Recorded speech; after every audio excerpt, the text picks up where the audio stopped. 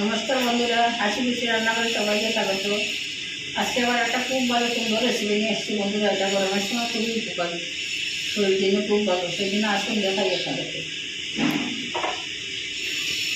আমি রান্না করবো আলু, কাঁচকলা দিয়ে, কাতলা মাছ দিয়ে, বড়ি দিয়ে ঝুল করবো। সেই জন্য এখন আমার কী কী লাগছে: নুন, হলুদ, ধনে গুঁড়ো, জিরে গুঁড়ো, সামান্য লঙ্কার গুঁড়ো, সরিষার তেল, ফোড়নে দেবো সাদা জিরা, পাঁচফোড়ন, তেজপাতা, শুকনো লঙ্কা, আদা কুচি।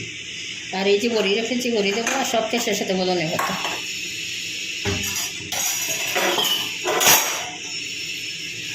কড়াইটা বসিয়ে দিয়েছি, কড়াই গরম হয়েছে, এখন দিয়ে দেবো সরিষার তেল।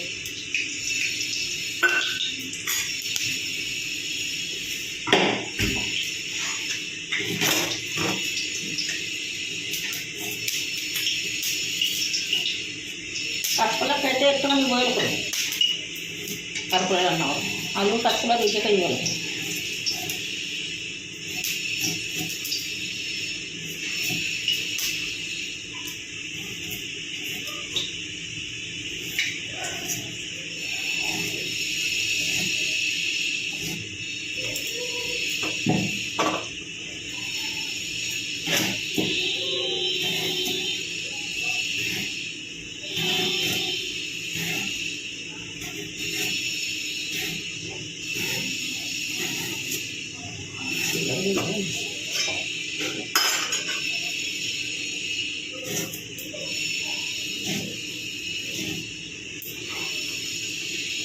এভাবে কাঁচকলা,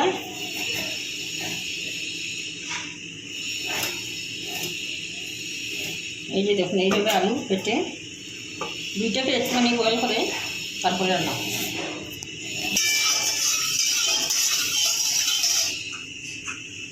বড়িগুলো ওখানে বেজে নেব। কালাই ডালের বড়ি বন্ধুরা, কালাই ডালের বড়ি সারা চুলার ডালের বড়ি দিয়ে রান্না করতে হবে।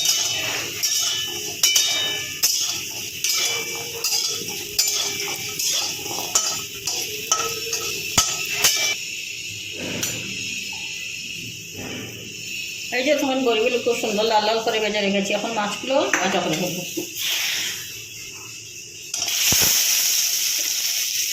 এদিকে মাছ ভাজা হোক, তারপরে এই থেকে ইয়ে করবো, কাঁচকলার আলু ভাজবো।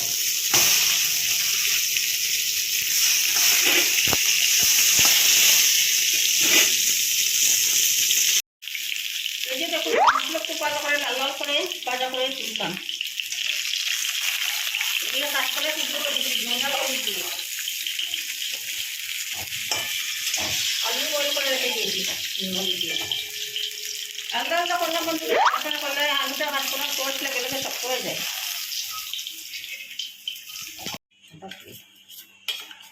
নুন, লঙ্কা, জিরে, ধনে সব একসঙ্গে জল দিয়ে পেস্টের মতো করে নিলাম। ফোড়নে দেবো তেজপাতা, শুকনো লঙ্কা, পাঁচফোড়ন, সাদা জিরে, আদা কুচি।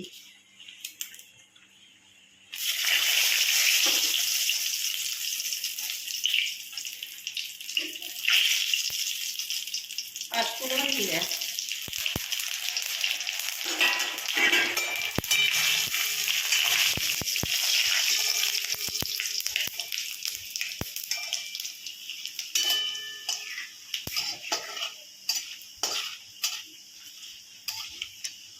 এটা আমার কাঁচকলা সিদ্ধ হচ্ছে, মশলাটা কষাই তারপরে কাঁচকলা আলু দিয়ে দেবো মশলার মধ্যে।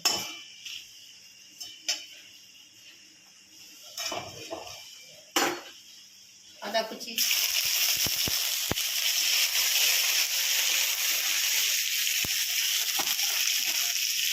মশলাটা খুব ভালো করে ভাজা হয়ে গেছে, খুব সুন্দর মশলা ভেজে গেছে। এখন দিয়ে দেবো এই যে মশলাগুলো গুলে রেখেছিলাম, জিরে গুঁড়ো, ধনে গুঁড়ো, লঙ্কার গুঁড়ো, আর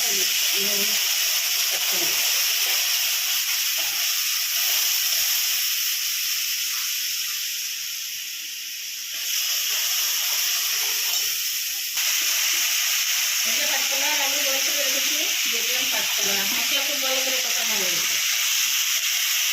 আলু আলু আর কাঁচকলা খুব ভালো করে দিলাম।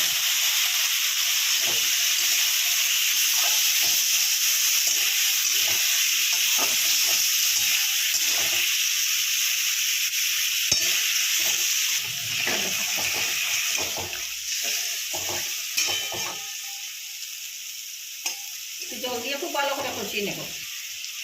বয়েল হয়ে যাবে, মশলাটাও খুব ভালো করে কষে যাবে, তারপরে ইয়ে করবো দিয়ে দেবো। চাপা দিয়ে রেখেছিলাম, চাপাটা উঠিয়ে দিই, প্রায় 10 মিনিট এইভাবে খুব ভালো করে কষিয়েছি। দেখেন মশলা থেকে তেল ছেড়ে দিয়েছে।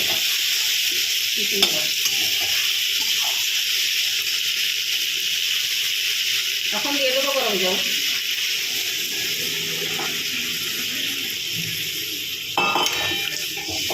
এখন 10 মিনিটের মতো রান্না করবো, তারপরে মাছ দেবো, ধনেপাতা দেবো, বড়ি দেবো, দিয়ে এখন রেখে দেবো। 10 মিনিট রান্না হোক। বন্ধুরা আমার তরকারিটা একদম শেষের দিকে। এখন বড়ি আমি 4-5টা বড়ি ভেঙে দিলাম, বাকিগুলো আস্তে দিয়ে দেবো। দিয়ে আরও 2-3 মিনিটের মতো বয়েল করবো। সঙ্গে দিয়ে দেবো 2টা কাঁচা লঙ্কা ফ্লেভারের জন্য, আর মাছ। 5 মিনিট বয়েল করে ধনেপাতা ছিটিয়ে তারপরে একটা থেকে দেবো। আমার তরকারি সব বন্ধু রেডি। দেখেন বন্ধুরা আমার তরকারি একদম শেষ থেকে আলু কাঁচাটা খুব ভালোভাবে সিদ্ধ হয়ে গেছে, বড়িগুলোও সিদ্ধ হয়ে গেছে, বেগুনের টুকরা হয়ে গেছে। এখন একটুখানি ভাজা মশলা দিয়ে একটুখানি নাড়াচাড়া করে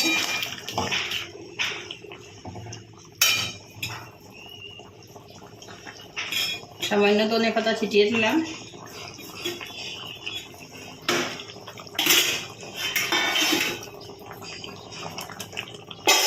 এখন পরিবেশন করবো, ফ্লেমটা বন্ধ করে দিয়েছি, পরিবেশন করে আপনার দেখতে দেবো। বন্ধুরা আমি যে ভাজা মশলা দিলাম, তেজপাতা, মশলার মধ্যে আছে তেজপাতা, শুকনো লঙ্কা, জিরে, ধনে, এইগুলো একসঙ্গে শুকনোগুলো ইয়ে করে একটুখানি ফ্রাই করে তারপরে গুঁড়ো করে রেখেছি।